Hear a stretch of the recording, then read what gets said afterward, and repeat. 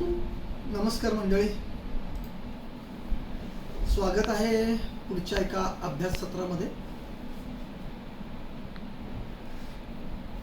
अतिशय गतिपूर्ण प्रवास आहे, अत्यंत उद्बोधक प्रवास आहे, माहितीपूर्ण प्रवास आहे. खरं तर चिंतन प्रक्रियेसाठी मी तुम्हा लोकांना फारसा वेळ देत नाही याचा मलाही खेद वाटतो, पण अर्थात 1 महिना किंवा 6 महिने ह्यापैकी 1 महिन्याचा पर्याय तुम्ही लोकांनी निवडलेला आहे आणि त्यामुळे तुम्हीच गतिपूर्ण शिकायला तयार आहात आणि आम्ही गतिपूर्ण द्यायला तयार आहोत. पण तुम्हा लोकांची एकूण आकलन क्षमता नक्कीच प्रशंसनीय आहे, दखलपात्र आहे. आता मी 2-3 फोटो पाठवले होते थोड्यापूर्वी आपल्या ग्रुपवर, तर त्याच्या हाताबद्दल दोघा-तिघांच्या प्रतिक्रिया आणि त्याच्या वेगवेगळ्या बोटांच्या उंचीबद्दलची आपापली मतं आपल्या ग्रुपवर पोस्ट झाली. मी तुम्हा अशा उत्साही तुमच्या ह्या अशा उत्साही, जिज्ञासू आणि अत्यंत सूक्ष्म निरीक्षण करणाऱ्या ह्या शक्तीचं स्वागत करतो. मित्रांनो, ज्या विषयाची आज आपल्याला माहिती घ्यायची तिथे हाच सगळ्यात मोठा दृष्टिकोन तुमचा मला शिकवायचा आहे. खूपच कमी लोक आहेत की जी इतकी सूक्ष्म माहिती घेणे, वेळोवेळी दिलेल्या माहितीचं चिंतन प्रक्रियेत उपयोग करणे, त्या अनुषंगाने आपल्या आयुष्यातल्या दृष्टिकोनामध्ये बदल करणे हा एक मोठा क्रांतिकारी स्वभाव आहे, पण असं खूप कमी ठिकाणी पाहायला मिळतं. आपल्या ग्रुपचे एक सदस्य आहेत सुहासजी गोरे, त्यांचं मी नाव विशेष करून घेईन.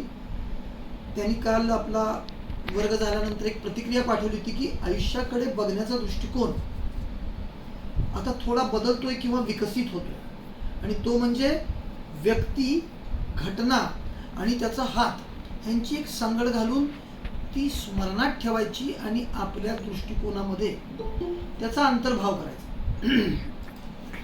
तर सुहासजी, मी तुमच्या ह्या विचारांचं स्वागत करतो आणि ह्या अतिशय कठीण, रटाळ आणि निरस विषयामध्ये तुम्ही लोकांनी जो रस दाखवला आहे त्याच्याबद्दल मी तुम्हा लोकांचं सगळ्यांचं अभिनंदन करतो. खरंच तसं बघायला गेलं तर स्वतःचं भविष्य जाणून घेणे हा एक मनोरंजनाचा भाग आहे, पण संपूर्ण हात जाणून घेणे हा सुरुवातीला मनोरंजनाचा, नंतर कंटाळवाना प्रवास होऊ शकतो. कारण खूप मोठं विश्लेषण, खूप मोठी माहिती तुम्हाला एक सोबत लक्षात ठेवायची. माझा प्रयत्न आहे की तुमची ही माहिती तुम्हाला अशा लोकांच्या अनुभवातून मी स्मरणात ठेवायला देईन की त्यानिमित्तानं जगातल्या काही विशेष लोकांची ओळखही व्हावी. त्याचवेळी ही माहिती सुबोध, सहज आणि चिरस्मरणीय होईल तुम्हाला. तर मित्रांनो, आज आपण सुरू करूयात आणि एका विशेष बोटाकडे आज आपल्याला जायचंय, ते म्हणजे तुमच्या हातातली अनामिका. ही जी अनामिका आहे, हे जे तुमचं बोट आहे, ह्या बोटाची तुम्हाला माहिती घ्यायची. तर्जनी झाली, मध्यमा झाली, आता अनामिका आहे आणि त्यानंतर कर्मी. मित्रांनो, तसं बघायला गेलं तर हे 4थ्या क्रमांकाचं बोट आहे. अंगठा 1, तर्जनी 2, मध्यमा 3, अनामिका 4 आणि करंगळी 5. 5वं बोट करंगळी आहे. तर 4थ्या क्रमांकाच्या अनामिकेची माहिती घ्यायची आपल्याला. काय आहे अनामिका आणि तिची भूमिका तुमच्या आयुष्यामध्ये नक्की काय? आता पुन्हा एकदा अनामिकेच्या नेमक्या उंचीबद्दल आपण बोलूयात. अनामिकेची उंची किती असावी? अनामिकेची उंची ही मी तुम्हाला इथे आकृतीमधून दाखवेन. अनामिकेची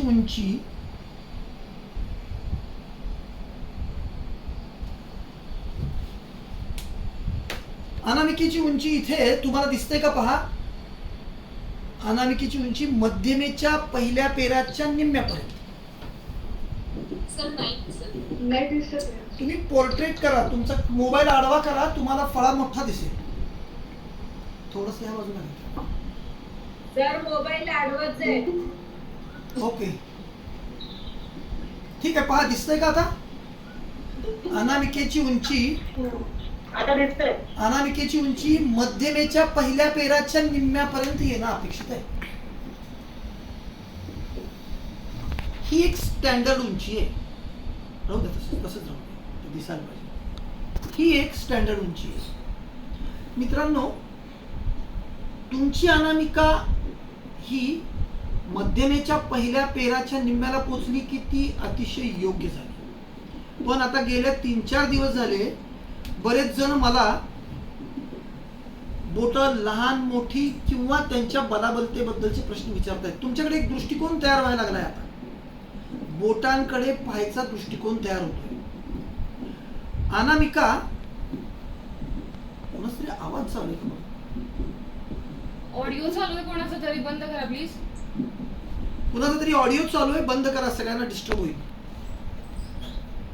अनामिका ही हातातली एक अशी महत्वाची भूमिका बजावते जी तुमच्या आयुष्यात तुम्हाला कोणत्याही उंचीवर घेऊन जाण्यासाठी सगळ्यात प्रथम कर्तव्य अनामिकेचं आहे. मित्रांनो, एक खूप मोठा शरीरातला स्त्राव ह्या अनामिकेद्वारे नियंत्रित होतो. जरी ही तुमची रिंग फिंगर असली, असं म्हणतात की तुमच्या सोयरिकीच्या वेळी वधू आणि वर एकमेकाच्या अनामिकेमध्ये एक छोटीशी अंगठी घालून एकमेकाला स्वीकारल्याचा पहिला सोपस्कार पूर्ण करतात. इथे अनामिका जसा तुमचा एक दृष्टिकोन घडवते की तुम्ही एका व्यक्तीला स्वीकारताय आणि धाडसाचं काम करताय. मित्रांनो, आपल्या आयुष्यात एखाद्या व्यक्तीला स्वीकारायचं, इथेच धाडसाचं पहिलं काम सुरू झालं. आणि त्यानंतर मग तुमचं सगळंच आयुष्य. अनामिका ही माणसाच्या आयुष्यात कोणत्याही उंचीवर जाण्यासाठी जर काही अतिशय आवश्यक घटक हवा असेल तर तो घटक ह्या अनामिकेच्या द्वारे नियंत्रित होतो. आणि अनामिका तुम्हाला तुमच्या आयुष्यात रंकापासून राजा, अत्यंत सामान्य स्थितीपासून अत्यंत उच्च स्थितीला घेऊन जाण्यासाठी सगळ्यात मोठी कर्तव्याची भूमिका बजावते. आणि तिचा अंतर्भाव इतका महत्वाचा आहे आयुष्यात की तिच्या उपलब्धतेशिवाय, अनामिकेच्या योग्य उपलब्धतेशिवाय तुमची एकूण व्यक्तिमत्वाची बाजू खूपच कमजोर ठरू शकते. मित्रांनो, ज्या काही विशेष व्यक्ती ह्या जगातल्या तुम्ही बघाल त्या सगळ्यांच्या हातामध्ये तुम्हाला अनामिका मध्यमेच्या पहिल्या पेराच्या निम्म्याच्या वर जाताना दिसते. ती वर गेल्यावर काय करते आणि खाली आल्यावर काय करते आणि योग्य उंचीला असल्यावर काय करते ह्याचा आपल्याला दृष्टिकोन जाणून घ्यायचा. मित्रांनो, अनामिका ही तुमच्या सौंदर्य दृष्टीशी संबंधित आहे. सगळ्यात महत्त्वाचा मुद्दा लक्षात घ्या. तुमचा जगाकडं पाहण्याचा दृष्टिकोन कसा आहे? सौंदर्यपूर्ण आहे, उत्साही आहे, आनंदी आहे, रचनात्मक आहे, कलात्मक आहे, विधायक आहे का निर्मितीक्षम आहे? अशा असंख्य मुद्द्यांना ह्या अनामिकेचा दृष्टिकोन आहे. तुम्ही जगाकडे कसं बघताय? तुम्ही जगाकडे कसं बघताय? तुम्ही सकारात्मक आहात का नकारात्मक? एक मोठा मजेशीर मुद्दा मला तुम्हाला सांगायचा, ह्या अनुषंगाने लक्षात घ्या. खूप वेळेला आपण सहजच कळत न कळत नकारात्मकता पसरवतो आणि आपल्या दृष्टिकोनाला आपल्याला जर सकारात्मक बनवायचं असेल तर आपण सतत सकारात्मक राहायला हवं. आणि ती सकारात्मकता नक्की कुणाकडे? तर अनामिकेकडे. एक मजेशीर मी तुम्हाला आज एक वर्तन प्रक्रिया सांगतो आणि त्या वर्तन प्रक्रियेला तुम्ही आजन्म लक्षात ठेवा. असंही तुम्हाला हा वर्ग चिरस्मरणीय ठरणारच आहे अनेक अर्थाने. आता खूप वेळेला आपण कुठेतरी कुणाला तरी शब्द दिलेला असतो आणि आपल्याला तिथे पोहोचायचं असतं. आणि आपण काही तांत्रिक अडचणीमुळे थोडं विलंबाने पोहोचलो. मित्रांनो, आपण सगळेजणच दुसऱ्या गाठीच्या प्रभावातले आहोत. शिष्टाचार, व्यवहार दक्ष आणि सभ्यतेचं खूप वावड आहे आपल्याला. आपण गेल्या उपस्थित लोकांना सविनयपूर्वक विलंब झाल्याबद्दल माफी मागतो की मला माफ करा, मला यायला विलंब झाला. मित्रांनो, इथे तुम्ही स्वतःला नकारात्मक आणि निम्न स्तरावर नेता. इथे अनामिका काय करते, इथे दृष्टिकोन कसा असायला हवा किंवा तुम्ही काय बोलला तर जास्त प्रभावी ठरू शकेल, हा एक मला दृष्टिकोन द्यायचा आहे. तुम्ही काय बोलावं हा तुमचा विषय, मी तुम्हाला दृष्टिकोन देतोय. तुम्ही विलंबाने जिथं पोचताय तिथं सगळ्यांना गेल्या अभिवादन करून जर तुम्ही म्हणला की सर्व उपस्थितांचे मी आभार मानतोय, तुम्ही माझ्यासाठी इतका वेळ थांबलात, केवढा मोठा दृष्टिकोनातला बदल होईल. ऐकणारे लोकही सुखावतील, कारण त्यांच्या अहंकाराला तुम्ही थोडा सहजतेचा भाव दिला आणि तुमच्या चुकीच्या किंवा तुमच्या विलंबाच्या बाजूला तुम्ही अतिशय सहजपणे, हळुवारपणे त्यांच्यासमोर सविनयपूर्वक प्रस्थापित करून टाकलं. ऐकणारेही खुश आणि तुमचा विलंबही ते विसरून गेले.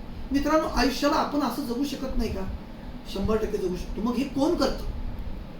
हे करायचं काम आहे अनामिकेचं.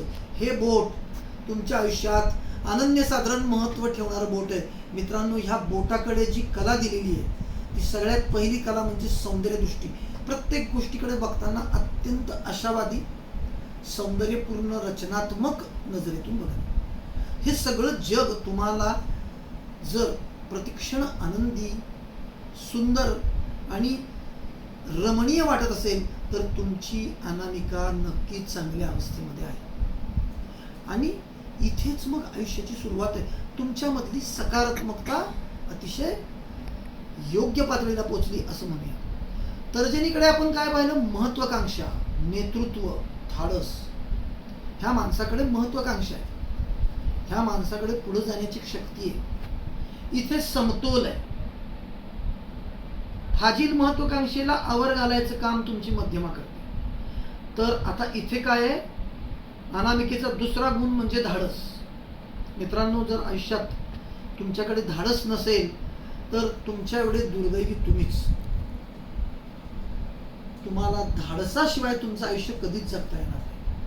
आणि धाडस मग प्रतिक्षण, प्रति ठिकाणी तुमच्या आयुष्यात आहे, अगदी पदोपदी.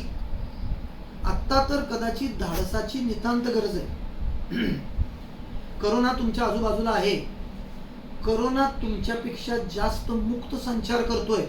तुमच्या संचारावर टाळेबंदी आहे.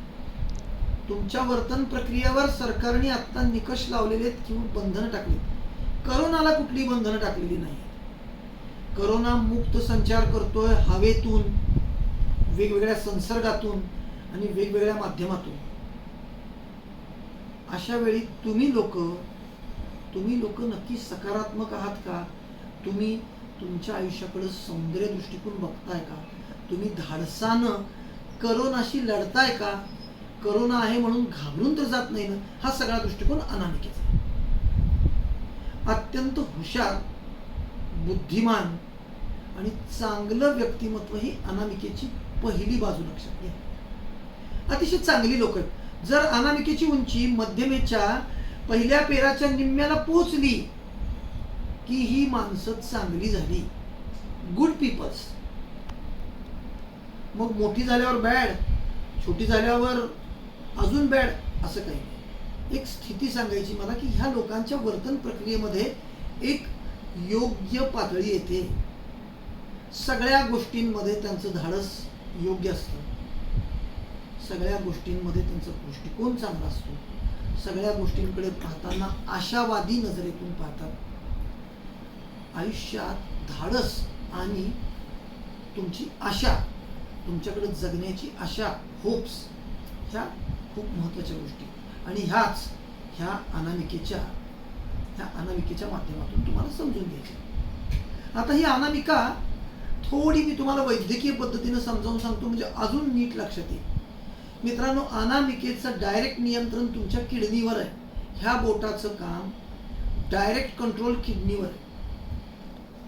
किडनी आणि पुरुषांमधल्या टेस्टीज बीजांडकोश आणि स्त्रियांमधल्या ओव्हरीज जिथे बीज निर्मिती होते स्त्री आणि पुरुषांची, त्या जनन प्रक्रियेशी संबंधित असलेल्या अवयवांवर ह्या अनामिकेचा नियंत्रण आहे. आता एक खूप मूलभूत आणि मोठा फरक, स्त्री पुरुषांमधला एक मोठा भेद, स्त्री पुरुषांच्या वर्तन प्रक्रियेतला भेद, स्त्री पुरुषांच्या किंवा तुम्ही जर जगातल्या सगळ्याच जीवजंतूंमध्ये नर मादी ह्यांच्या वर्तन प्रक्रियेतला भेद जर पाहिला तर तो आज तुम्हाला अनामिकेच्या माध्यमातून लक्षात येईल. ह्या अनामिकेचं काम काय, तर ह्याचं नियंत्रण किडनी आणि टेस्टीज किंवा ओव्हरीजवर आहे. ह्या टेस्टीजमधून टेस्टोस्टेरॉन नावाचं एक अत्यंत मोठं स्टेरॉइड स्त्राव निर्माण होतो. टेस्टोस्टेरॉन हा स्त्राव तुमच्या टेस्टीज मधून निर्माण होतो. तो स्त्राव एक स्टेरॉइड आहे. स्टेरॉइड हे शरीराला अत्यंत आवश्यक असलेल्या ऊर्जा आणि वर्तन प्रक्रियेशी संबंधित असलेल्या काही स्त्रावांपैकी एक आहे. तर टेस्टोस्टेरॉन हा तुमच्या किडनीतून निर्माण होतो. किडनी आणि टेस्टीज, किडनीमधून नाही, किडनी आणि टेस्टीज यांच्या संयुक्त उपक्रमातून निर्माण होतो. टेस्टीज मधून टेस्टोस्टेरॉन येतो आणि ओव्हरीज मधून पण टेस्टोस्टेरॉन येतो. हा मूलतः पुरुष संप्रेरक म्हणतात. हा थोडा नोटोरियस आहे, म्हणजे हा थोडा टेस्टोस्टेरॉन जो आहे तो थोडासा ह्याच्याबद्दलचा दृष्टिकोन हा अनेक लोकांचा चांगला नाही. ह्याला ते थोडंसं हीन समजतात किंवा त्याला कमी लेखलं जातं ह्या स्त्रावाला. वास्तविक याची नीट भूमिका जर लक्षात घेतली तर तुम्हाला स्त्री पुरुष नरमादी किंवा त्यांच्या वर्तन पद्धतीतल्या खूप मोठ्या गोष्टींचा खुलासा होणार आहे आणि इथून आयुष्याचा सगळ्याच जडणघडणीचा अभ्यास तुम्हाला सुरू होणार आहे. तर हा टेस्टोस्टेरॉन काय करतो मित्रांनो, हा तुमच्यामध्ये फील गुडचं तुम्हाला एक प्रत्यय देतो. चांगलं वाटायला लागतं, आनंद वाटायला लागतो. तो तुमच्यामधली सगळ्यात महत्वाची जर कुठली गोष्ट असेल तर तुमच्यामधली धाडसाची, आनंदाची आणि अत्यंत महत्वाची म्हणजे तुमची एकूण वर्तन प्रक्रिया ही परिस्थितीला कशी आहे ह्याची नियंत्रणाची भूमिका ह्या तुमच्या टेस्टोस्टेरॉनकडे आहे. टेस्टोस्टेरॉन मुळात पुरुषांमध्ये स्त्रियांपेक्षा खूप जास्त आहे. नरामध्ये मादीपेक्षा जास्त आहे. तर हे महत्वाचं लक्षात घ्या की जर पुरुष आणि स्त्री हा फरक मूलभूत निसर्गाने त्याच्या वर्तन प्रक्रियेतून कसा केला आहे हे जर तुम्हाला समजून घ्यायचं असेल तर इथे टेस्टोस्टेरॉनचा सगळ्यात महत्वाचा भाग तुम्हाला समजून घ्यावा लागेल. एकच मिनिट थांबतो. एक अडचण आहे, 1 मिनिटात परत भेटतो तुम्हाला. आवाज बंद केला. अच्छा, तर मित्रांनो, आता टेस्टोस्टेरॉन काय करतो, तुमच्यामध्ये फील गुड, चांगलं वाटण्याची एक प्रक्रिया सुरू करतो. पण तो जर अनामिकेची उंची मध्यमेच्या पहिल्या पेराच्या निम्म्यापर्यंत असेल तर तो तुम्हाला उत्साही ठेवतो, आनंदी ठेवतो. तुमचा दृष्टिकोन ह्या विश्वाप्रती अतिशय आशादायी, अतिशय सकारात्मक आणि अतिशय उत्साही ठेवतो. ह्या विश्वाकडे बघताना तुमचा दृष्टिकोन कसा असायला हवा त्या हिशोबाने हा पुरुष संप्रेरक एक स्त्राव तुम्हाला आशावादी, उत्साही आणि आनंदी ठेवतो. इथे मध्यमेच्या पहिल्या पेराच्या निम्म्यापर्यंत जर अनामिका आली तर ही स्थिती आहे. सामान्यपणे टेस्टीजमधून स्टेरॉइड हा तुमचा जो टेस्टोस्टेरॉन आहे हा स्त्राव निर्माण होतो आणि तो पुरुषांमध्ये स्त्रियांपेक्षा खूप जादा आहे. म्हणून ह्याला पुरुष हार्मोन्स किंवा पुरुष संप्रेरक म्हणतात. स्त्रियांमध्ये हा पुरुषांपेक्षा तुलनेत बराच कमी असतो. पण मित्रांनो नीट लक्षात घ्या, अनामिकेची उंची मध्यमेच्या पहिल्या पेराच्या निम्म्याला आली की स्त्रियांमध्ये पण तो त्यांच्यासाठी जितका आवश्यक आहे तेवढा तयार होतोय. पुरुषांमध्ये स्त्रियांपेक्षा खूप जादा आहे, पण स्त्रियांसाठी जितका आवश्यक आहे तेवढा जर त्याची अनामिकेची उंची आणि मध्यमेची उंची योग्य प्रमाणात आली तर स्त्रियांमध्ये पण जेवढा हवा आहे तेवढा तयार होतोच. इथे नीट लक्षात घ्या, पुरुषांमध्ये तो जास्त का आहे आणि स्त्रियांमध्ये का कमी आहे. पुरुषांमध्ये जी काही धाडसाची कामं करायची आहेत, म्हणजे जर निसर्गाला धाडस काय हवंय, निसर्गाला धाडस म्हणजे वेगवेगळ्या आपत्तींसोबत लढण्याची त्या व्यक्तीची क्षमता. मग तुम्ही जर आदिम काळात गेला तर शिकार करायचं काम पुरुष मंडळी करत होते आणि आजच्या युगात जर तुम्ही बघितलं तर अर्थार्जनाचं काम, कुटुंबाच्या रक्षणाचं काम, कुटुंबाच्या सर्वांगीण प्रगतीसाठी, समाजामध्ये आपल्या कुटुंबाला सुरक्षित ठेवण्यासाठीची सगळी कामं पुरुष मंडळी करतात. का तर त्यांच्यामध्ये टेस्टोस्टेरॉन जास्त आहे आणि स्त्रियांमध्ये तुलनेत टेस्टोस्टेरॉन पुरुषांपेक्षा खूप कमी आहे. पण तो अनामिकेची उंची योग्य असेल तर जितका आवश्यक आहे तेवढा आहे. आता टेस्टोस्टेरॉन काय करतो तर तुमच्यातलं धाडस वाढवतो. स्त्रियांपेक्षा पुरुषांमध्ये धाडस जास्त आहे आणि त्याच्यामुळे स्त्रियांमध्ये जेवढं धाडस असायला हवं ते पुरुषांच्या तुलनेत कमी असल्यामुळे स्त्रिया कधीही अर्थार्जनासाठी किंवा कठीण प्रसंगाला तोंड देण्यासाठी निसर्गाने बनवल्या नाहीयेत. स्त्रियांची भूमिका निसर्गाच्या हिशोबाने मातृत्व, संगोपन, कुटुंबाची जबाबदारी आणि योग्य तो कौटुंबिक दृष्टिकोन. पुरुषांकडे तुलनेत आक्रमकता जादा, बळकटी जादा, धाडस जादा. का तर कुटुंबासाठी लागणाऱ्या उत्पन्नासाठी पुरुष मंडळींनी बाह्य जगामध्ये जाऊन आपल्यातल्या आक्रमकतेची, आपल्या धाडसाची, आपल्या उत्साहाची ताकद वापरून कुटुंबासाठी अर्थार्जन करून आणावं. त्याचवेळी कुटुंबाचं संरक्षण करावं, कुटुंबाला सुरक्षित ठेवावं, असं निसर्गाला अभिप्रेत असलेला तो मुद्दा आहे. त्याच्यामुळं पुरुषांमध्ये तो जास्त दिलाय, स्त्रियांमध्ये तो कमी दिलाय. आणि ह्यामुळे नरमादी किंवा स्त्री पुरुष ह्यांच्यामध्ये टेस्टोस्टेरॉनची भूमिका ही खूप महत्त्वाची ठरते. पुरुषांमध्ये तो जास्त दिलाय आणि त्यामुळं पुरुष मंडळी मुळात स्त्रियांपेक्षा थोडे धाडसी, थोडेसे लढवय्ये आणि थोडेसे कुटुंबाचं संरक्षण करण्यासाठी जास्त सिद्ध असतात आणि म्हणून पुरुषांच्या हातामध्ये टेस्टोस्टेरॉनची एकूण मात्रा जास्त आहे. तुम्ही हा महत्त्वाचा मूलभूत लक्षात घ्या. आता दोघांच्या हातामध्ये पुरुषांमध्ये जास्त आहे आणि स्त्रियांमध्ये कमी आहे, पण दोघांची अनामिका जर मध्यमेच्या पहिल्या पेराच्या निम्म्याला पोचली तर दोघांच्याही हातामध्ये जितका अपेक्षित आहे तेवढा आहे. पुरुषांची अनामिका जर मध्यमेच्या पहिल्या पेराच्या निम्म्याला पोचली तर त्याला जितका अपेक्षित आहे तेवढा आहे. स्त्रियांची अनामिका मध्यमेच्या पहिल्या पेराला पोचली की तिच्या हातामध्ये जेवढं पाहिजे तेवढं आहे.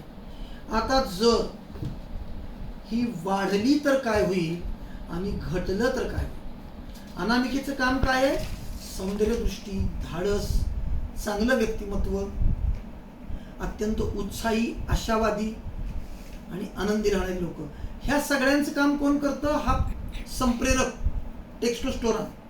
म्हणून अनामिका ही तुमच्यामध्ये उत्साहाची निर्मिती करत राहते आणि तुमचा दृष्टिकोन छान होत राहतो. आता जर अनामिका आधी आपण लहान झाली तर काय होते ते पाहूया. अनामिका जर मध्यमेच्या पहिल्या पेराच्या निम्म्यापेक्षा लहान झाली तर काय होईल? अशी पुरुष मंडळी धाडसच करत नाहीत. मित्रांनो, खूप मोठा विषय. इथे टेस्टोस्टेरॉनची निर्मिती कमी होते. ही जर अनामिका लहान झाली तर ह्या लोकांचा दृष्टिकोन सौंदर्यपूर्ण नाही. त्यांना कुठल्याच गोष्टीमध्ये आनंद, सौंदर्य, आशावाद, धाडस दिसतच नाही. काही करायचं म्हणलं की नको असतं. अनावश्यक मूड स्विंग होतात ह्या लोकांचे. अचानक मूड बदलतो. धाडस करायची इच्छा होत नाही. कुठल्याही प्रकारची उत्साहाची किंवा लढण्याची वृत्ती निर्माण होत नाही. मित्रांनो, इथे महत्वाकांक्षा आहे. पण ह्या महत्वाकांक्षेला जर ह्या टेक्स्टोस्टेरोनची जर मदत नसेल तर महत्वाकांक्षा फक्त तुमच्या मेंदूत राहून जाईल. ती मेंदूतून तुमच्या कृतीत येण्यासाठी हा टेक्स्टोस्टेरोन अनामिकेतला नितांत जरुरी आहे. कमी झाली की धाडसाची बाजू कमी. मग ह्या व्यक्तीची एकूण बॉडीची रचना पण थोडी स्त्रियांसारखी व्हायला लागते. अंगावरची केस कमी व्हायला लागतात. पुरुष संप्रदायात ना पुरुषासारखं दिसण्यासाठी टेक्स्टोस्टेरोन आहे. तो कमी झाला, अनामिका कमी झाली की ही मंडळी उंचीला कमी होतात. पुरुष मंडळी स्त्रियांपेक्षा जास्त आहे, कारण टेक्स्टोस्टेरोन जास्त आहे. टेक्स्टोस्टेरोनचा उंचीचा जवळचा संबंध आहे. जेवढं टेक्स्टोस्टेरोन जास्त तेवढी उंची जास्त, जेवढा कमी तेवढी उंची कमी. मग पुरुषांमध्ये उंची स्त्रियांपेक्षा जास्त आहे. आता स्त्रियांची उंची पुरुषांपेक्षा कमी, कारण त्यांच्यामध्ये टेक्स्टोस्टेरोन मुळात थोडा कमी आहे. आता हा जर कमी झाला अनामिकेच्या पहिल्या पेराच्या निम्म्यापेक्षा, अनामिका जर मध्यमेच्या पहिल्या पेराच्या निम्म्यापेक्षा खाली आली की मग ह्यांच्यातली धाडसाची पातळी कमी होईल, उंची कमी होईल, ताकद कमी होईल आणि त्यांच्याकडची जगण्याची इच्छा कमी होईल. धाडस कमी होऊन जाईल. कुठलंच धाडस करणार. इथे माणसाच्या कर्तृत्वाची सगळ्यात मोठी बैठक आहे. जर धाडसच करायचं नाहीये तर पैसा कसा मिळेल? नफा हा तुमच्या धाडसाचं दुसरं अंग आहे. तुम्ही धाडस केलं तुम्हाला नफा मिळेल, तुम्ही धाडस नाही केलं तुम्हाला नफा नाही मिळेल. मग अगदी छोट्या छोट्या गोष्टीपासून असंख्य मोठ्या गोष्टींपर्यंत तुमच्यामध्ये धाडसाची पातळी चांगलीच पाहिजे. जर चांगली नसेल तर तुम्हाला तुमच्या आयुष्यात प्रगतीच्या दिशेला जाता येणार नाही. जर समजा अनामिका मध्यमेच्या पहिल्या पेराच्या निम्म्याच्या वर गेली तर काय होईल? मित्रांनो, एक गंमतशीर प्रकार, जर स्त्रियांच्या हातात जर गेली तर काय होईल हे पहा. स्त्रियांच्या हातात जर अनामिका मध्यमेच्या पहिल्या पेराच्या निम्म्याच्या वर गेली तर पुरुष संप्रेरक तुमच्या शरीरातले वाढले. काय होईल? दाट केस यायला लागतील. पुरुषांच्या अंगावर थोडी केस जास्त आहेत. स्त्रियांपेक्षा पुरुषांच्या अंगावर केस जास्त आहेत. थोडंसं तुमच्यातली केस वाढतील. हलकीशी तुमची उंची वाढायला लागेल. तुमच्यातले मसल्स मजबूत व्हायला लागतील. तुमच्या शरीराची रचना थोडी पुरुषांसारखी दणकट व्हायला लागेल. म्हणजे स्त्रियांचं जे सौंदर्य आहे ते कमी होईल, पण थोडासा पुरुषांच्या व्यक्तिमत्वाचा अंतर्भाव तुमच्या व्यक्तिमत्वामध्ये होईल. पण त्याच वेळी त्या स्त्रिया धाडसी होतील, आक्रमक होतील, येईल त्या प्रसंगाला तोंड देण्यासाठी सिद्ध होतील. आता अलीकडे वॅक्सिन वगैरे करतात.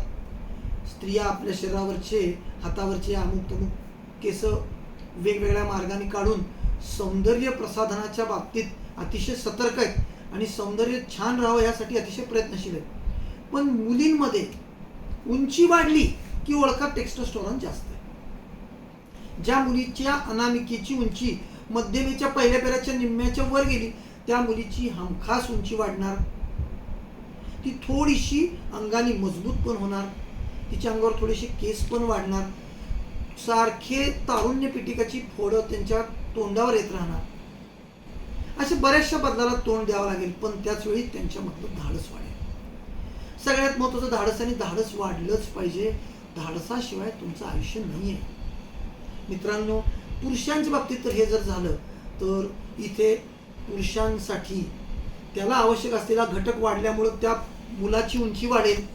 तो अजून मजबूत, आखीव, रेखीव दिसायला लागेल. तो अजून ज्यादा सशक्त दिसायला लागेल आणि तो सतत धाडस करणार होईल. आता ती उंची किती वाढेल?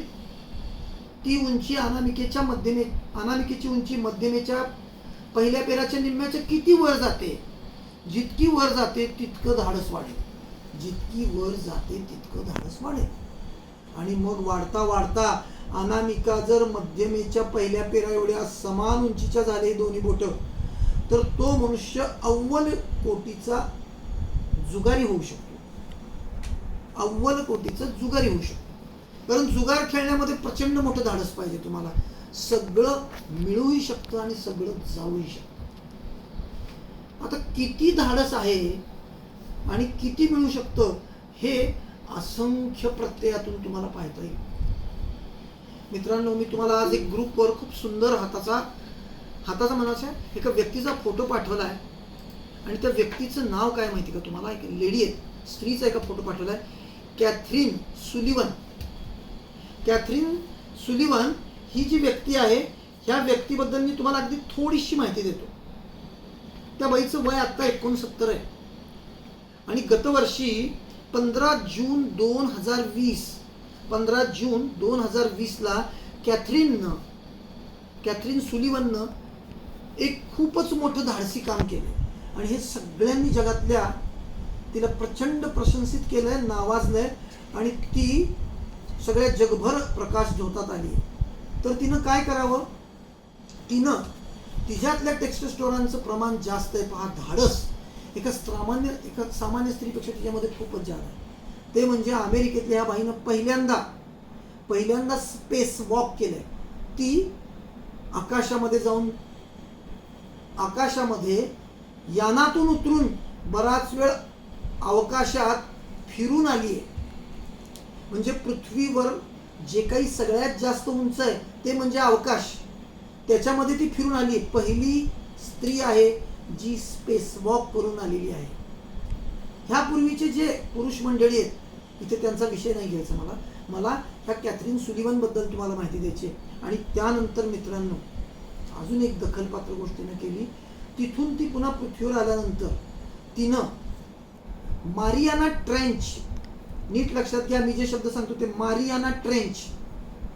मारियाना ट्रेंच समुद्रातली एक अशी खोल भगळ आहे, अशी एक सर्वोच्च खोली आहे जिथे तुमचा एव्हरेस्ट डोंगर जर उलटा केला तरी 6000 फूट खाली तळ आहे. मित्रांनो, तुमचा एव्हरेस्ट जवळपास 29,500 फूट उंचीचा आहे. पृथ्वीवरची सगळ्यात उंच गोष्ट एव्हरेस्ट शिखर आहे आणि मारियाना ट्रेंचची खोली 36,000 फूट आहे. आता या मारियाना ट्रेंच मध्ये ती तळाला जाऊन आली आहे. तुम्ही विचार करू शकता हा किती मोठा धाडसी विषय. पाण्यात तुम्ही काही ठराविक फुटांच्या खाली गेला की पाण्याचा दाब वाढायला लागतो आणि जर तुम्ही 100, 200, 300 फूट खाली जायला लागला कुठल्याही उपकरणाशिवाय तर तुमच्या शरीराचा दबावामुळे स्फोट होऊन छिन्न-विच्छिन्न होऊ शकतं. तर त्यासाठी चॅलेंजर डीप नावाची एक अमेरिकेची संस्था आहे, चॅलेंजर डीप, त्या संस्थेने एक उपक्रम ठेवलाय. ज्याला मारियाना ट्रेंचमध्ये शेवटपर्यंत जायचंय त्यांनी त्यांच्याकडे जाऊन नाव नोंदवायचं आणि त्यांनी दिलेल्या उपकरणांच्या माध्यमातून त्या मारियाना ट्रेंचमध्ये खाली 36,000 फुटापर्यंत जायचं. मित्रांनो, तुमच्या जगण्या मरण्याची जबाबदारी ही 100% तुमची आहे. तिथं त्यांची कुठली जबाबदारी नाही. शास्त्रीय उपकरणं त्यांनी तयार केलीत आणि जाण्याची त्यांनी सुविधा निर्माण केली. पण तुम्ही हा धोका पत्करणार का? आकाशात जाऊन सर्वोच्च स्थितीमधला जाऊन आकाशामध्ये फिरणे आणि त्यानंतर पृथ्वीवरच्या सगळ्यात खोल जागेत जाऊन, मारियाना ट्रेंच सारख्या सगळ्यात खोल जागेमध्ये जाऊन त्या स्त्रीनं एक विश्वविक्रम तयार केलाय. 15 जून 2020 गतवर्षी 11 महिन्यापूर्वी. मोठा धाडसाचा भाग आहे. आणि मला इथे अनामिकेच्या अद्भुत संप्रेरकाची तुम्हाला माहिती द्यायची आहे. टेस्टोस्टेरोन जो आहे तो अनामिकेमध्ये तुमच्या कोणत्या स्थितीमध्ये त्याच्यानुसार तुमच्या आयुष्याकडे बघण्याचा दृष्टिकोन बदलतो. मित्रांनो, पुरुषांमध्ये तुम्हाला सर्वत्र टेस्टोस्टेरोन तुलनेत जास्तच मिळेल. सामान्यपणे पुरुषांमध्ये अनामिकेची उंची ही मध्यमेच्या पहिल्या पेराच्या थोडीशी वर सापडते. सामान्यपणे ही स्थिती सापडते. आणि जितके म्हणून मोठी, श्रीमंत, यशस्वी, धाडसी, प्रसिद्ध लोक आहेत, ह्या लोकांची इथून पुढे तुम्ही कायम अनामिका पहा, ती अनामिका मध्यमेच्या पहिल्या पेराच्या निम्म्याच्या वरच असते. ही अनामिका मध्यमेच्या पहिल्या पेराच्या निम्म्याच्या वर असते. मग तो बिल गेट्स असो, स्टीव्ह जॉब्स असो किंवा तुमचा अंबानी असो टाटा असो किंवा कोणताही मोठा उद्योगपती असो, इथे सगळ्यांकडे धाडस आहे, सगळ्यांकडे प्रचंड ऊर्जा आहे, प्रचंड सौंदर्य दृष्टी आहे आणि आयुष्यात पुढे जाण्याची प्रचंड मानसिकता आहे. धाडस जर नसेल तर तुम्ही तुमच्या आयुष्यात काहीच करू शकणार नाही, पण धाडस असेल तर तुम्ही काहीही करू शकता. आणि अशा ह्या धाडसी, अतिशय धाडसी आणि उंची जशी अनामिकेची वाढेल तशा उतावळ्या स्वभावाच्या व्यक्तिमत्वाची मला तुम्हाला ओळख करून द्यायची. आता धाडसाबरोबर उतावळेपणा वाढतो, धाडसाबरोबर उतावळेपणा वाढतो, निर्णय प्रक्रिया गतिमान व्हायला लागते, विचार न करता दनादन निर्णय व्हायला लागतात. अनामिका मोठी झाली, टेस्टोस्टेरोन जास्त झालं, टेस्टोस्टेरोन जास्त झालं की तुमच्यात धाडस वाढलं, धाडस वाढलं की विचार कमी झाले, विचार कमी झाले की निर्णय चुकण्याची पण शक्यता असते. मित्रांनो, तुमच्या शिवाजी महाराजांच्या सेनेतले एक अद्भुत व्यक्तिमत्व मला तुम्हाला ह्या निमित्ताने ओळख करून देता येईल. तिथे माणसाच्या धाडसाची आणि थोड्याशा उतावळेपणाची एक बाजू तुम्हाला तपासता येईल. अविचारी होऊन केलेलं धाडस कसं असू शकतं ह्याची मला तुम्हाला एक छोटीशी भूमिका दाखवायची आहे. तर कुडतोजी गुजर, नीट लक्षात घ्या या व्यक्तीचं नाव, कुडतोजी गुजर हा एक अतिशय उत्कृष्ट लढवय्या सेनापती शिवाजी महाराजांच्या सैन्यामध्ये होता. अत्यंत धाडसी माणूस, इतका धाडसी माणूस की त्या माणसाच्या धाडसाला शिवाजी महाराज नेहमी स्तंभित होऊन जायचे, अचंबित होऊन जायचे आणि ते त्यांचा अद्भुत पराक्रम पाहून इतके भारावून गेले की शेवटी त्यांना एक उपाधी देऊन टाकली. आणि ती उपाधी म्हणजे त्यांच्या असीम पराक्रमाला बघून त्यांनी त्यांचं नाव प्रताप ठेवून टाकलं. कुडतोजीचे झाले प्रतापराव गुजर. आता तुम्हाला हे व्यक्तिमत्व माहितीच आहे. मित्रांनो, एक खूपच दुःखद, डोळ्यात पाणी आणणारी घटना आहे शिवाजी महाराजांच्या कारकीर्दीत घडलेली. प्रतापराव गुजरांना शिवाजी महाराजांनी बहलोल खानाला पकडण्यासाठी पाठवलं होतं. अनेक वेळा बहलोल खानाला प्रतापरावांनी पकडलं आणि अत्यंत विशाल अंतकरणाचा माणूस, त्यांनी प्रत्येक वेळी त्यांनी माफी मागितली की ह्यांनी त्यांना सोडून द्यायचं. असा प्रकार खूप वेळा घडला आणि हा प्रकार महाराजांना एकदा कळल्यावर महाराजांनी त्यांना पत्र लिहिलं की तुम्ही आता बहलोल खानाला पकडल्याशिवाय मला भेटू नका, मला तुम्ही तुमचं तोंड दाखवू नका. महाराज थोडे नाराज होते त्यांच्यावर. आणि हा मोठा धाडसी माणूस, अनामिका मोठी, प्रचंड उत्साह, प्रचंड ताकद, पण उतावळा आणि थोडासा गडबडीत निर्णय घेणारा माणूस, पण धाडसाला असामान्य. ह्या माणसाला ते पत्र जेव्हा मिळालं तो खूप निराश झाला. त्याला लक्षात आले की आपण खूप मोठी चूक केली आणि बहलोल खान हा आपल्या स्वराज्याचं खूप मोठं नुकसान करतोय, आपण त्याला पकडायला हवंय. म्हणून तो प्रतापराव गुजर आपल्या संपूर्ण सैन्याला वेगवेगळ्या सूचना देऊन बहलोल खानाची माहिती गोळा करण्यासाठी त्यांना प्रेरित केले. एकदा सकाळी असंच शिकारीवर 6 जण निघाले आणि 7वे प्रतापराव गुजर होते. त्यांना त्यांच्या खबऱ्यांनी माहिती दिली की तुम्ही ज्या दिशेला आलाय तिथून खूपच जवळ बहलोल खानाची छावणी आहे आणि बहलोल खान तिथं आहे. तर तुम्हाला बहलोल खानाची माहिती हवी होती, तुम्ही तुमच्या पुढच्या योजनांची तयारी करा. तर बहलोल खान तिथं आहे म्हणल्यावर प्रतापराव गुजर खूपच उतावळे झाले, खूपच उत्साह संचारला अंगामध्ये आणि ते म्हणले मी आता बहलोल खानाचा नाश करतो, मी त्यांना पकडतो. असं म्हणून त्यांनी त्यांच्या सैन्यालाही बोलवायची तसदी घेतली नाही. हातात त्यांच्या सोबत आलेले 6 माणसं आणि स्वतः प्रतापराव, 6 माणसं काही हजाराच्या फौजेवर चालून गेले. बहलोल खान सकाळी तंबूत बसला होता आणि अचानक बाहेर मोठमोठ्या प्रमाणात तलवारीचे ढालीचे आवाज यायला लागले आणि त्यांनी त्यांच्या माणसाला विचारलं की काय घडले.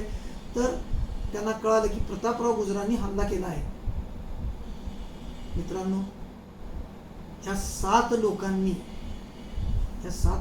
खूप मोठ्या प्रमाणात यवनांचं सैनिक कापलं, धाराशायी केलं पण ह्या यज्ञात सगळ्यात दुर्दैवी गोष्ट घडली म्हणजे प्रतापरावांची आहुती गेली. मित्रांनो, हा प्रसंग जरी सांगायचा म्हणलं तरी मला फार सदगतीत होतं. वेळात मराठे वीर दौडले साथ. प्रचंड धाडस, प्रचंड ताकद आणि प्रचंड उत्साह या माणसामध्ये होता. आणि ह्या माणसाने आपल्या प्राणाची आहुती कोणताही विचार न करता स्वराज्यासाठी दिली. हा माणूस शिवाजी महाराजांच्या सैन्यातला सरसेनापती होता, हे लक्षात ठेवा. तिसरे सरसेनापती होते प्रतापराव. ह्या त्यांच्या आधी 2 सरसेनापती होऊन गेले. महाराजांना ह्या माणसाला घालवण्याचं नितांत मोठं दुःख आहे आणि त्यांचं दुःख आजही आपल्या हिंदवी स्वराज्याला, मराठी जनतेला, महाराष्ट्राला असणार आहे. कोल्हापूरच्या जवळ गडी इंग्लज म्हणून एक गाव आहे. तिथं त्या गडी इंग्लजच्या जवळ हे युद्ध झालं आणि प्रतापरावांची त्या युद्धामध्ये आहुती गेली. सांगायचा उद्देश एवढाच की अद्भुत धाडस, अद्भुत शक्ती, अद्भुत लढण्याची ताकद ही अनामिका जशी वर जाईल तशी होते. ही माणसं नितांत तेजपुंज आणि बुद्धिमान होते. खूपच ताकद येते. धाडस कितीही, म्हणजे माझा प्राण गेला तरी चालेल पण मी धाडसाला कमी पडणार नाही. ही सगळी भूमिका तुमच्या टेस्टोस्टेरॉनची आहे आणि ती तुमच्या अनामिकेच्या माध्यमातून तुम्हाला तपासता येते. मित्रांनो, एक अनामिकेच्याच धाडसाची अजून एक मोठी विलक्षण गोष्ट मला तुम्हाला सांगायची आहे की किती माणूस धाडस करू शकतो, किती धाडस करू शकतो. एखादा माणूस जास्तीत जास्त किती धाडस करू शकतो. स्वतःच्या प्राणाची आहुती देणे ह्याच्यापेक्षा मोठं धाडस तर कुठलं असू शकत नाही. पण स्वतःच्या प्राणाची आहुती न देता अख्ख्या जगाला अडचणीत आणणारा एक अतिशय मजेशीर माणूस, मी तुम्हाला आज एक फोटो पाठवलाय. फ्रँक विल्यम बेनेगलाल नाव आहे त्याचं, फ्रँक विल्यम बेनेगनाल. आता हा अबेग्नाल जो आहे, फ्रँक विल्यम अबेग्नाल कोण होता? फ्रँक विल्यम अबेग्नाल हा 27 एप्रिल 1948 जन्मलेला, अमेरिकेच्या न्यूयॉर्क शहरामध्ये जन्मलेला, एका श्रीमंत वडिलांच्या पोटी जन्मलेला हा मुलगा. त्याच्या वडिलांचं नाव आहे फ्रँक विल्यम अबेग्नाल आणि हा त्यांचा मुलगा म्हणून अबेग्नाल ज्युनियर. ह्या माणसाने काय केलं असावं?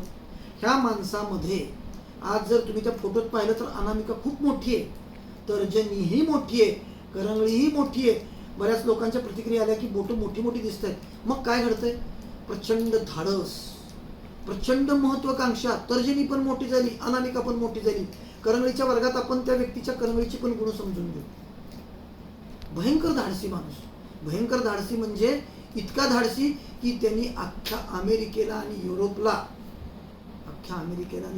स्वतःच्या धाडसावर अडचणीत आणले.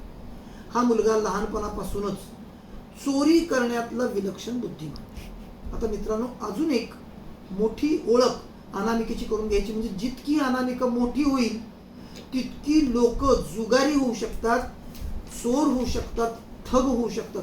कारण धाडस वाढतं ना.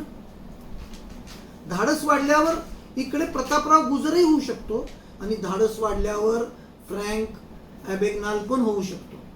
धाडस वाढल्यावर कॅथरीन सुलिव्हनही होऊ शकते किंवा धाडस वाढल्यावर अंबानी किंवा स्टीव्ह जॉब्सही होऊ शकतो. कुठल्याही क्षेत्रात तुम्ही, धाडस हे प्रत्येक क्षेत्रात जरुरी आहे.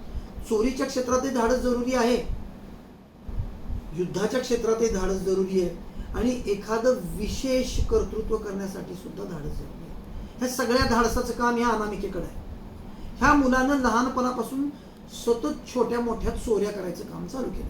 वयाच्या 15व्या वर्षी अबेग्नालनं वडिलांच्या पेट्रोलचं क्रेडिट कार्ड घेऊन त्याच्यावरून खूप ठिकाणी तो ते क्रेडिट कार्ड वापरायचा, वस्तू घ्यायचा, क्रेडिट कार्डचे पैसे तर भरायचेच नाही आणि त्या वस्तू गपचूप विकून टाकायच्या आणि त्याचे पैसे घेऊन मौज मजा करायची.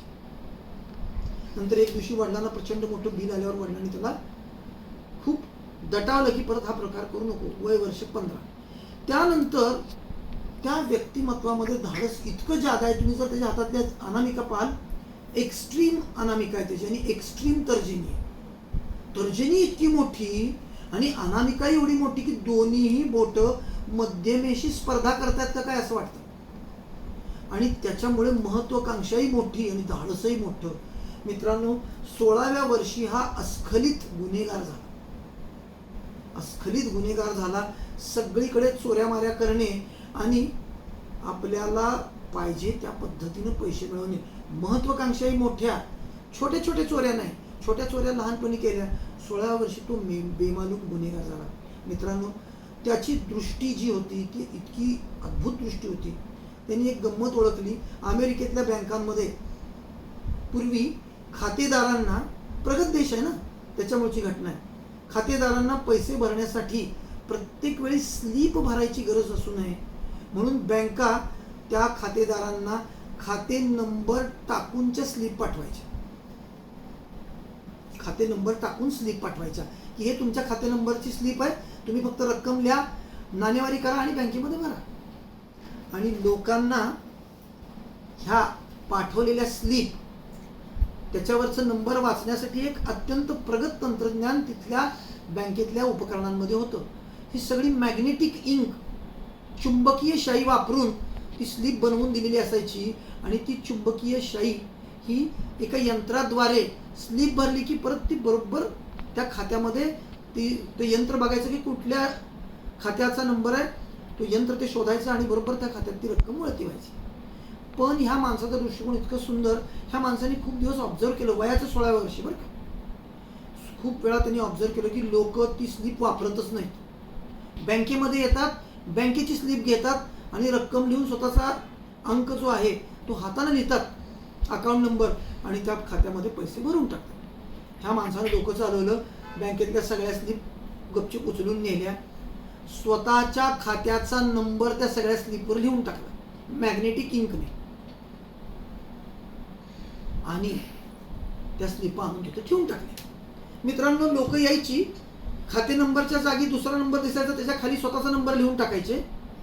लोकांना लक्षातच आलं नाही की हा दुसऱ्या कोणाचा खाते नंबर असेल. त्यांना वाटलं की हे इथं काहीतरी बँकेची माहिती, त्याच्या खाली स्वतःचा नंबर लिहायचे, अकाउंट नंबर शाईने, रक्कम भरायचे आणि बँकेत ते डिपॉझिट करायचे. नेहमीप्रमाणे यंत्र जाऊन बघायचं की ह्याच्यावर मॅग्नेटिक शाईने काय लिहिलेलं आहे, तर ॲबेग्नालच्या अकाउंटचा नंबर, आणि ते सगळे पैसे फ्रँक ॲबेग्नालच्या खात्यामध्ये निघून जायचे. वयाच्या 16व्या वर्षी या माणसाने काही दिवसात $25,000 चोरी केली. खात्यावर गेलेले पैसे लगेच हा काढून घ्यायचा. अत्यंत देखणा, अत्यंत सुंदर, उंच, धष्टपुष्ट, नीट लक्षात घ्या, धष्टपुष्ट, उंच, देखणा. टेस्टोस्टेरोनचं प्रमाण जास्त, त्यामुळे त्याची उंची, तब्येत आणि त्याच्या वयामधली परिपक्वता वयापेक्षा जास्त आहे. कारण हे पुरुष संप्रेरक जास्त झालं की माणूस वयापेक्षा मोठा वाटायला लागतो. नीट लक्षात घ्या, टेस्टोस्टेरोन खूप वाढलं की तुम्ही वयापेक्षा मोठे वाटायला लागता.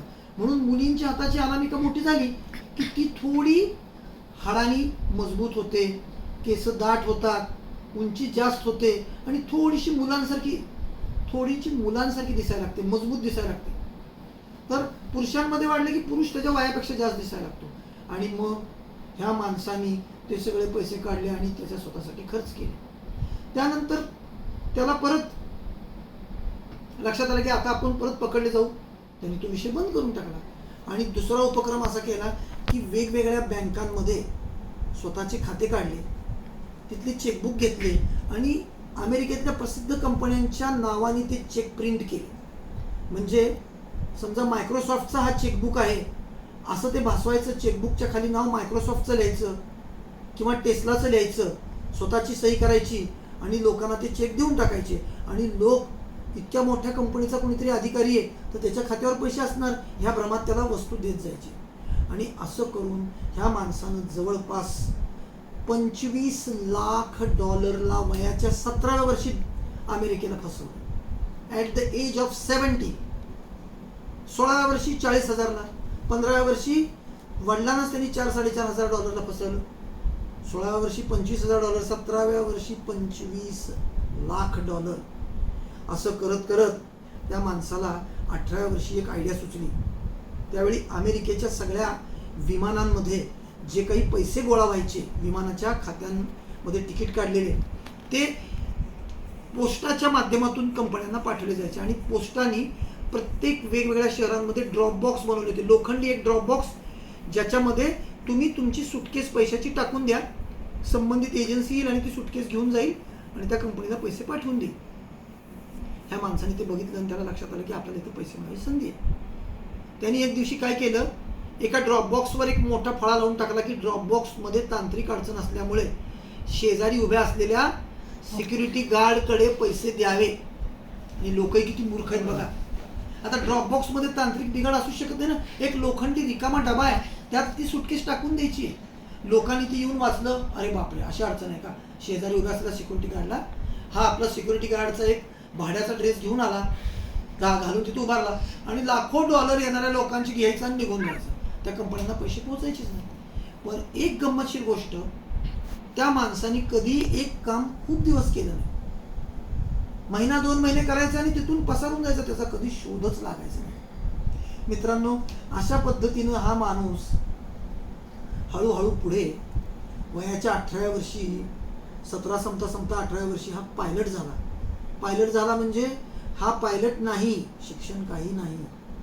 ह्या माणसाने एका पॅन अमेरिका नावाच्या सगळ्यात मोठ्या अमेरिकेच्या कंपनीला फोन केला आणि तिथल्या एका पायलटची ओळख काढून त्या पायलटचा बक्कल नंबर घेऊन त्याच्या नावाने फोन केला की माझा युनिफॉर्म हरवला आहे, मला एक युनिफॉर्म प्लीज द्यावा.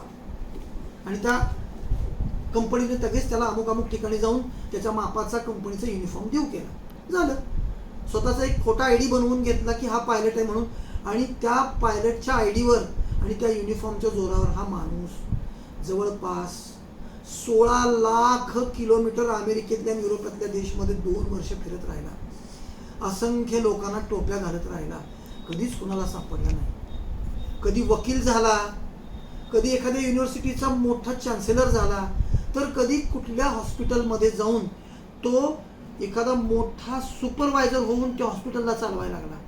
इतका बुद्धिमान, इतका धाडसी, इतका महत्वाकांक्षी की त्या माणसाने अख्ख्या अमेरिकेला आणि युरोपला हादरवून टाकलं. कुणालाच माहीत नसायचं की हा माणूस कोण आहे आणि कोण काय करतंय. प्रचंड मोठे नुकसान होत आहेत. कधी वकिलांचं होतंय, कधी पायलटचं होतंय, कधी डॉक्टरांचं होतंय, कधी बँकांचं होतंय, कधी मोठमोठ्या कंपन्यांचं होतंय. सगळ्यांचे पैसे गायब होत आहेत आणि कोण करतंय हे कुणालाच कळायचं नाही. हा माणूस अत्यंत बुद्धिमान, विलक्षण, धाडसी. ह्या टेक्स्ट स्टोरांची मोठी पातळी आणि महत्वाकांक्षीची मोठी पातळी, ह्या दोन्हीच्या जोरावर ह्या माणसानं वय वर्ष 22 पर्यंत, 16 ते 22 पर्यंत अख्ख्या जगाला हादरवून टाकलं. जे जग सगळ्यात प्रगत आहे, अत्यंत बुद्धिमान आहे, अत्यंत विज्ञानवादी, अशा अत्यंत प्रगत विज्ञानवादी बुद्धिमान यंत्रणेला हा मनुष्य सतत चकमा देत राहिला. फ्रँक विल्यम ॲबॅग्नॉल, त्या माणसावर मग पुढे जाऊन 1922ला माणूस फ्रान्समध्ये सापडला. फ्रान्समध्ये त्याला शिक्षा झाली. त्यानंतर तो तिथून निघाला, स्वीडनमध्ये पकडला गेला, स्वीडनमध्ये शिक्षा झाली. तिथून पुढे तो परत स्वीडनच्या लोकांनी त्याला अमेरिकेच्या हवाली केलं. अमेरिकेनं त्याला 1922 साली 12 वर्षाची शिक्षा लावली. नीट ऐका आता इथनं पुढची गंमत. 12 वर्षाची शिक्षा लावली आणि तो मनुष्य जवळपास 2 वर्ष तिथे तुरुंगात राहिला. पहिले पॅरिसमधले, स्वीडनमधले आणि अमेरिकेतले असे मिळून 4च वर्ष जेमतेम शिक्षा भोगली असेल. पण अमेरिकन गव्हर्नमेंटला त्या माणसाबद्दल विलक्षण आकर्षण होतं. असंख्य वेगवेगळ्या बँकांमधले फ्रॉड हे कसे हुडकावे हे कुणाला कळत नव्हतं आणि त्यांनी डायरेक्ट ह्याला बोलवलं. त्यांनी सांगितलं की आम्ही तुझी पुढची सगळी शिक्षा माफ करतो, तू आजपासून एकही रुपया मानधन न घेता सगळी शिक्षा माफ, तू हे सगळे बँकांमध्ये होत असलेले फ्रॉड कसे पकडायचे ते आम्हाला दाखव. मित्रांनो, तो बाहेर आला आणि त्यानंतर अमेरिकेमध्ये कुठल्याही बँकेमध्ये एकही फ्रॉड होऊ शकला नाही. अत्यंत बुद्धिमान ॲबॅग्नॉलनं सगळे फ्रॉड शोधून काढले. त्यानंतर त्या माणसाने अमेरिकेतल्या अनेक कंपन्यांसोबत आणि बँकांसोबत टायअप केलं. सुमारे 14,000 बँका आणि कंपन्या त्याच्या ग्राहक झाल्या. ती गंमतशीर गोष्ट आहे पहा. त्याने फ्रॉड सगळे शोधणारी एक कंपनी स्थापन केली. 14,000 बँका आणि मोठ्या कंपन्या त्याच्या ग्राहक झाल्या आणि तो सगळ्यांना फ्रॉड्समधून वाचवत राहिला. 1998ला त्याला अमेरिकेनं अनेक पारितोषिकं देऊन गौरव केला आणि आजही तो माणूस वयाच्या 73व्या वर्षी सुखेनैव जगातले सगळे फ्रॉड पकडण्यासाठी काम करतोय. गेले 12-15 वर्ष झाले जगभरातल्या सगळ्या मोठमोठ्या युनिव्हर्सिटीमधून तो लेक्चर देतोय की गुन्हेगारी कशी असू शकते आणि ती कशी पकडावी. त्यांनी एक सगळ्यात मोठा सिद्धांत मांडला आणि त्या सिद्धांतानुसार त्याचं म्हणणं आहे की आगामी काळामध्ये, इथून पुढच्या काळामध्ये आयडेंटिटी थेफ्ट म्हणजे तुमच्या व्यक्तिमत्वाचीच चोरी केली जाईल. मी शैलेंद्र बजाज आहे आणि माझ्या व्यक्तिमत्वाचा अभ्यास करून माझ्यासारखं रूप घेऊन 100% माझ्याप्रमाणे वर्तन करून एक दिवशी एखादा मनुष्य मलाच खूप मोठं नुकसान करून जाईल. ही आयडेंटिटी थेफ्ट ह्या संकल्पना तो सगळ्या जगात सध्या समजावून सांगतोय आणि त्याच्यापासून कसं वाचवता येईल ह्याच्यावरचे उपाय पण देतोय. मित्रांनो, एक टेक्स्टोस्टेरोन तुम्हाला मोठ्या सगळ्या उंचीला घेऊन जातो. मग तो गुन्हेगारीतलाही मोठा होतो आणि गुन्हेगारी थांबवण्यातलाही मोठा होतो. मारियाना ट्रेंचमध्ये जाऊन जगातल्या पृथ्वीवरच्या सगळ्यात खोलीमध्येही ती टेस्टोस्टेरोनची पातळी तुम्हाला घेऊन जाते. किंवा स्पेस वॉक करण्यासाठी सुद्धा तीच गोष्ट आहे. असंख्य श्रीमंत आणि धनाढ्य लोक हे सगळे अनामिकेच्या मोठ्या स्थितीमधले सगळी धाडसी लोक आहेत, सगळी विशेष दृष्टिकोन ठेवून असलेली लोक आहेत. तुमच्या हातामध्ये जर अनामिका योग्य प्रमाणात आहे तर तुमच्यातली धाडसाची पातळी चांगली आहे. पण ती जर थोडीशी वर गेली तर तुम्ही अजून धाडसी झाला. जितकी वर जाईल तितके धाडसी व्हाल. जर हे दोन्ही बोटं एकमेकाच्या लेवलला गेली तर तुम्ही अव्वल कोटीचे जुगारी किंवा गुन्हेगार सुद्धा होऊ शकता. ह्या बोटाची उंची जितकी वर जाईल तितकी तुमच्या व्यक्तिमत्वातली धाडसी बाजू वाढत जाईल, उतावळेपणा वाढत जाईल, विचार करण्याची शक्ती वाढत कमी होत जाईल. ही दोन्ही बोटं एकाच लेवलला आली आणि मध्यमेच्या पहिल्या पेराच्या निम्म्याला आली तर ही लोक कुठलंही आताताई धाडस करणार नाही. जे काही करायचं ते योग्य नियोजनपूर्वक आणि अभ्यासपूर्वक आहे त्या परिस्थितीमध्ये शांत राहतील. पण थोडी अनामिका तर्जनीच्या वर निघाली की ओळखात धाडस वाढलं. मग कधी तो मनुष्य प्रतापराव गुजरांच्या दृष्टिकोनातून समोर येईल, कधी तो तुमच्या समोर तानाजी मालुसरेच्या रूपाने येईल, तर कधी शाहिस्ते खान जो अत्यंत मोठा लढवय्या माणूस होता तो शिवाजी महाराज आला हे कळाल्यावर पळायला लागला. म्हणजे टेस्टोस्टेरोनची स्थिती त्याची किती कमी होती पहा. त्या माणसाची 4 बोटं छाटली गेली आणि तो बदनाम झाला. मित्रांनो, तुमच्या आयुष्यात तुम्हाला मोठं व्हायचं आहे, तुमच्यातली धाडसाची बाजू वाढवा आणि यशस्वी व्हा. तुमच्या टेस्टोस्टेरोनची स्थिती काय बघा. टेस्टोस्टेरोन हे एक स्त्राव आहे तुमच्या शरीरामधला, एक हार्मोन आहे आणि तो स्टेरॉइडच्या रूपातून पण तुम्हाला दिला जातो. त्याला स्टेरॉइडच्या रूपाने पण वेगवेगळे मोठमोठे व्यावसायिक धावपटू किंवा खेळाडू हे घेऊन स्वतःमधली शक्ती वाढवतात आणि खेळ जिंकण्याचा प्रयत्न सुद्धा करतात. वरून स्टेरॉइडच्या रूपाने घेऊन ही लोक पळण्यातले किंवा विश्वविक्रमासाठी वेगवेगळ्या त्यांच्यातल्या कलांमधले गुण वाढवण्यासाठी हे संप्रेरक घेऊ शकतात. म्हणजे ह्या संप्रेरकाची तुमच्या आयुष्यातली किती अनमोल भूमिका आहे आणि ह्या सगळ्या ह्या अनामिकेकडे आहे. एक मजेशीर गोष्ट लक्षात ठेवा. आजसाठी आपण इथेच थांबू. उद्या पुन्हा एकदा संध्याकाळी 6 वाजता भेटू. उद्या आपला शंका समाधानाचा वर्ग आहे.